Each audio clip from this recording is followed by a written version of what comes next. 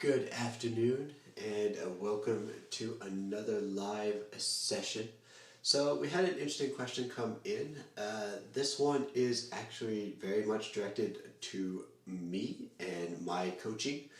And what the question is what are my favorite drills to use when coaching for each of the four strokes? So what I'll do is I'll actually go through each of the four strokes through the IM.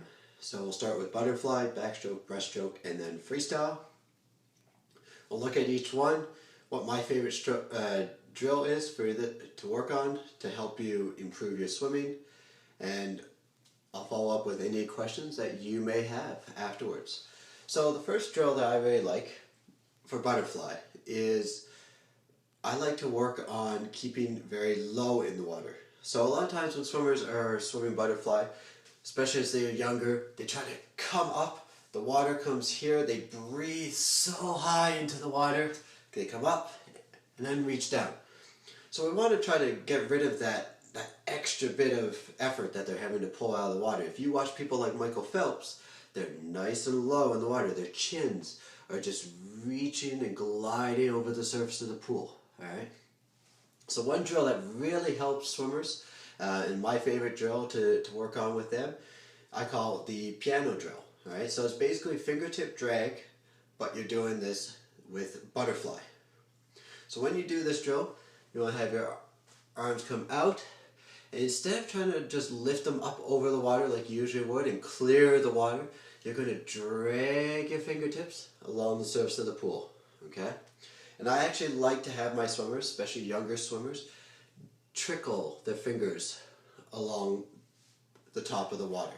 Right? That way I know they're actually getting the right effect. They're really getting that motion of staying low in the water and can get down for that catch.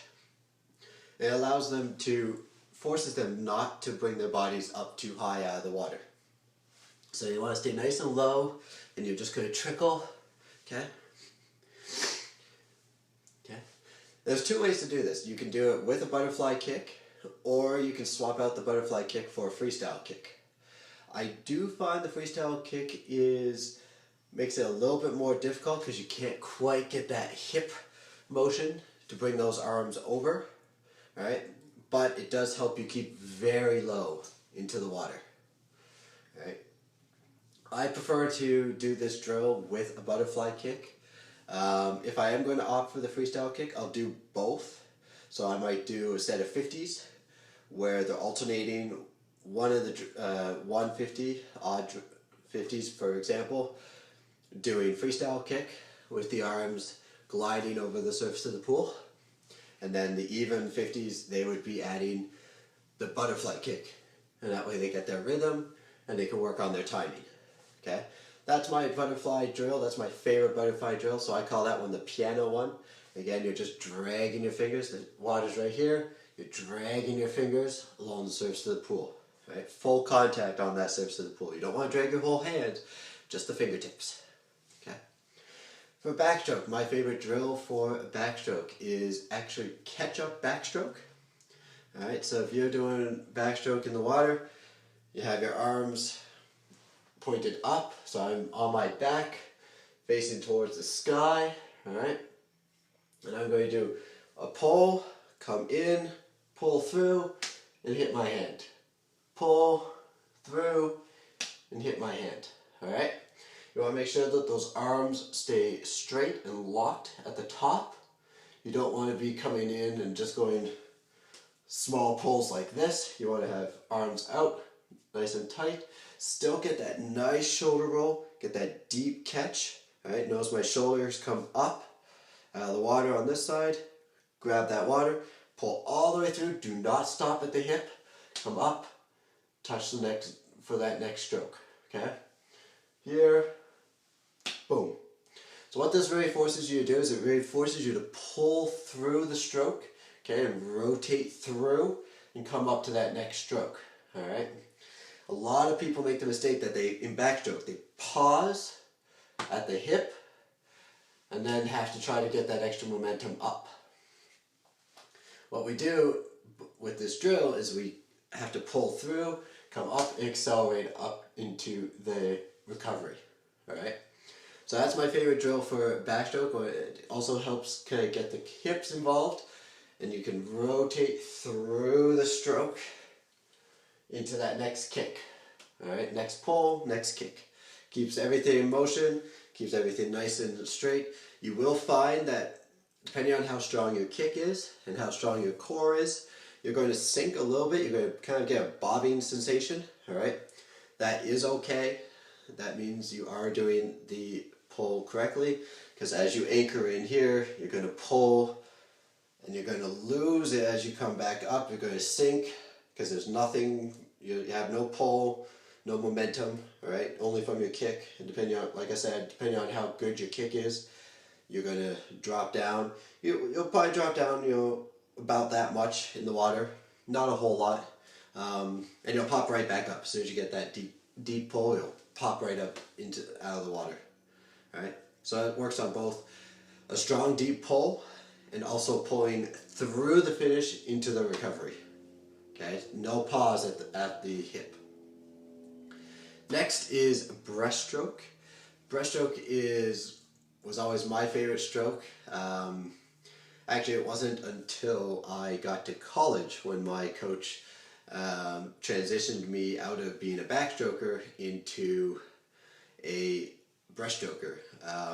At the time, I thought he was crazy, but as I realized I am a relatively small guy, especially in the swimming world, a little bit stockier through here, and have a lot more core versus the long length that a lot of lean that backstrokers and freestylers have.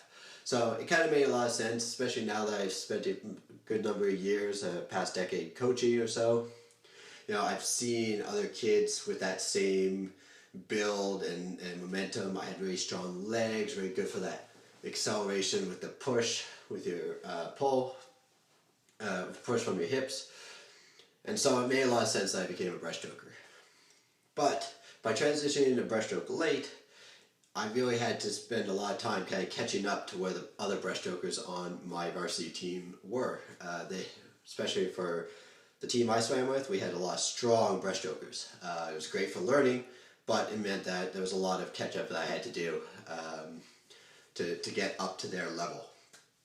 So with breaststroke, my favorite drill is actually two pulls underwater, followed by one full stroke. So to do this one, you're going to have a full stroke at the surface, come down, you're going to be underwater, you're going to take 1, 2, head's going to stay tucked looking at the bottom of the pool, come up, take a full stroke, come back down. So pull through, under the water, come up, and pull through, alright? And what this does is it really teaches you to get that fast momentum with the pull. Okay, it can also really help with the timing of your stroke. As you're underwater, you want to stay about a foot or so underwater. You don't want to have to be trying to force yourself to come up to that upper pull, upper stroke out of the water. You want to make sure that you don't go too deep. You're not going to drag your nose against the bottom of the pool or anything like that. All right, you're not going all underway. Some people call this the frog drill. I call it 2 down, 1 up. So like I said, you're going to just take 2 pulls underwater, head tucked down, alright? And it's just 1, 2, and a full stroke up, going to the next 1, 2, alright? So you kind of get this nice sort of rhythm coming up. I'll be honest, breaststroke, I do have a second drill that I use regularly and love. And that is a combination of doing 1 full stroke of breaststroke followed by a dolphin kick with breaststroke arms. This one really helped me learn how to get my timing correct in breaststroke, as breaststroke has evolved over the last 20 years, even less. It continues to evolve, as I saw in some posts recently about whether it's appropriate to do a pull-out on the 3rd turn of a 100 breaststroke. There's some controversy going on about whether it's actually faster or not. So the stroke is constantly evolving, and that's A good thing, it makes it faster. I'm glad to see that coaches are experimenting with different race strategies.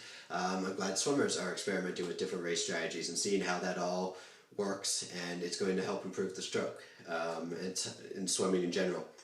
So my second one, like I said, is breaststroke, one full stroke breaststroke, followed by one stroke with butterfly kick. It's a great drill, really get your rhythm, you get this sort of fly motion almost as you go down the pool. And it really kind of helps you learn to engage the hips within your stroke. Finally, my favorite freestyle one. My favorite freestyle one is definitely shark drill, and this is actually, no, I take that back. It is not shark drill. It is actually zipper. I find the zipper drill is one of the best drills for teaching high elbows in swimming and maintaining that high elbow strategy all the way through to your catch. Okay, so what you do is you have your thumb, kind of stick it out a little bit, and you start at the bottom of your swimsuit. Come up